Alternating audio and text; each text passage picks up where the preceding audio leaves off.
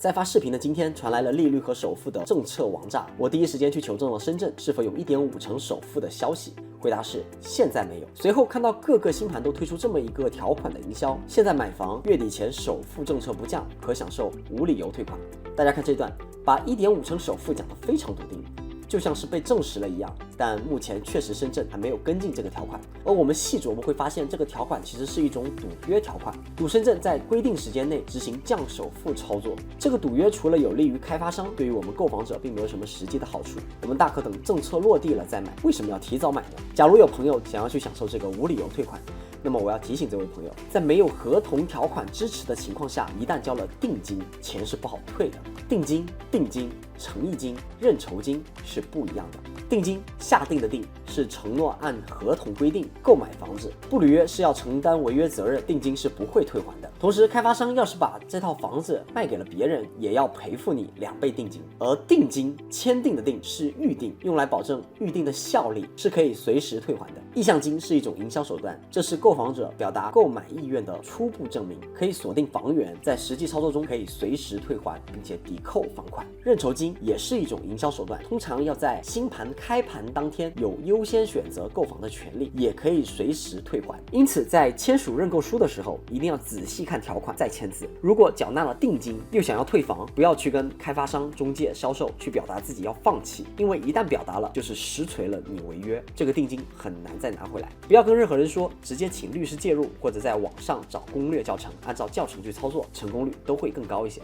回到刚刚开发商给的这个赌约条款，如果你签订了认购书，并且交了定金，那么条款里是否明文写明了有退款这个条件？假如没有，凭开发商或者中介嘴上的信用，就是让自己站在了危墙之下。因此，在这里希望大家面对大风大浪还是要冷静，正常选房看房，这是一笔几百万的买卖，并不是在超市买鸡蛋，一点风吹草动马上就改变了信仰，咱这跟赌徒也没有区别。话归正题，本期价格偏上，主要聊聊这些跟价格相关的知识盲区、指导价、评估价以及跟购房贷款相关的高评高贷和经营贷到底是什么。第一，什么是指导价？2021年2月8日，住建局颁布了住房指导价，这是当时影响很大的政策，这相当于是给所有可售商品房一个建议零售价。这个价格并不直接决定真实的成交价，但银行会参考指导价给予贷款。举个例子，一套房子成交价100万，而指导价是700万，我们按3成首付来计算，指导价前可贷款额度为1000万乘以70%等于700万，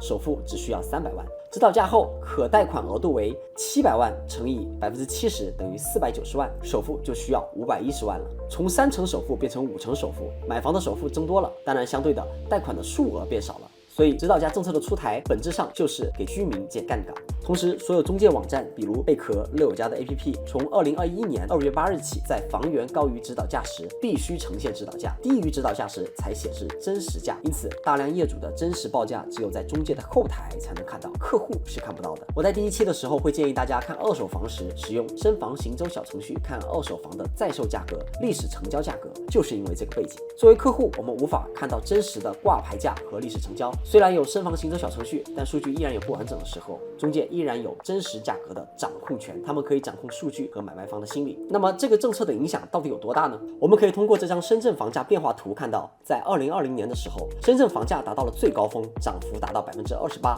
是非常夸张的。随后指导价出台至今已经执行了3年，在2024年5月6日，深圳指导价的限制悄悄放松了，各大 APP 显示了二手房的真实报价，这意味着卖方可以看到其他业主的挂牌价，不至于在信息不对等的情况下割肉卖房。买方也可以知道历史成交的真实情况，知道在当前阶段房子大概是什么价位真实成交，不至于在信息层面被操控，市场重新变得透明了。变透明后也发生了不少有意思的事，我们就可以看到小区里面有业主着急卖房的，大家会帮忙护送，其他业主把挂牌价抬高，让这套着急卖房的房源变成最低挂牌价，业主们纷纷变成了战友，以知晓并执行，掩护战友撤退。当然，我觉得不论对于卖方还是买方，信息的透明都是重大的利好。第二，什么是评估价？2024年5月11日，住建局官方公布了国土局计税价更新调整，简而言之就是房子的官方计税评估价下跌了。我先说结论，评估价的下跌对于某些二手房存在税费减免是一种利好。要介绍官方评估价，首先要让大家了解现在的买房政策，叫做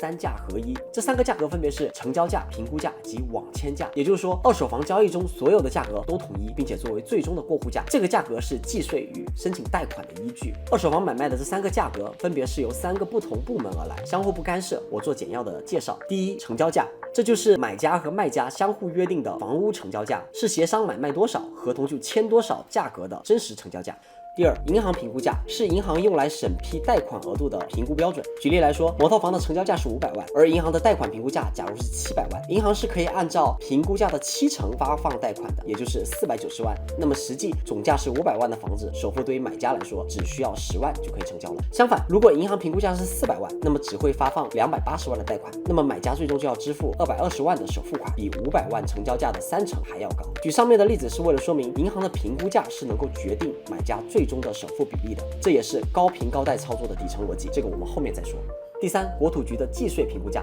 约等于网签价。我们可以把计税评估价理解为是官方给出的市场最低指导价。以前房价较高的时候，大概是房价的7折左右。计税评估价是为了防止阴阳合同中的逃税行为而设定的。举个最简单的例子，为了少交税 ，A 把500万的房子以100万极低的价格卖给亲戚 B。如果没有计税评估价，税务机关就只能根据业主的申报征税了，就会造成大量的偷税漏税。有了计税评估价，当网签价低于计税价，并且没有合理解释的时候，就必须要按照计税价来缴税。当网签价高于计税价，那就按照网签价来交税就行。计税评估价同时也是法拍房的起拍价，所以我们说计税评估价是可以理解为官方的市场最低指导价的。过去深圳每4年对计税价进行更新，在过去的市场中，房价上涨，成交价大于银行评估价大于计税价，一直运行得很好。现在市场下跌，不少房子的真实成交价已经低于计税价，买卖方需要在纳税环节反复申请复议，因此官方评估系统的计税价就在本次下调了，并且每年一调整。本次下调计税价会利好一些不满5唯一和在2020年到2021年以较高价格买房的客户，在二手房交易的时候，税费上会有所减少。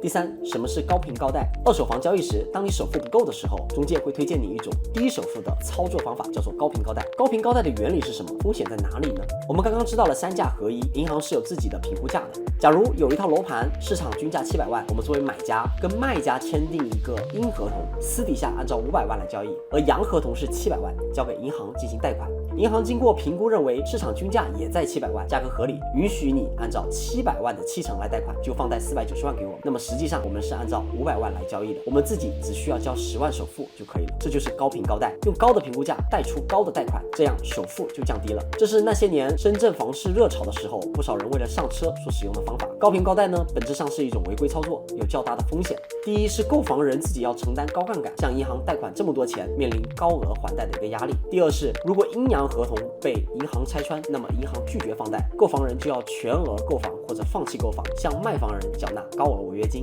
哪怕是侥幸通过银行审核，也有可能在后续银行质查中被发现而被收回贷款。第三是阴阳合同中可能存在卖方和买方临时反悔违约的情况，那么这种欺诈行为是放不到台面上的，也不会有第三方保护买卖双方的相关权益。第四，什么是经营贷？在2020年利率较高的年代，4.5%的房贷利率再加10个基点，达到4.6%以上的利率是普遍的现象。而深圳在2020年为了恢复经济，降低了经营贷利率，经营贷的利率区间大概在3.5%左右，于是用经营贷转按揭贷款，甚至直接用经营贷购房的违规操作的方式就诞生了。整体流程主要有3个角色：购房者及公司、银行、过桥公司。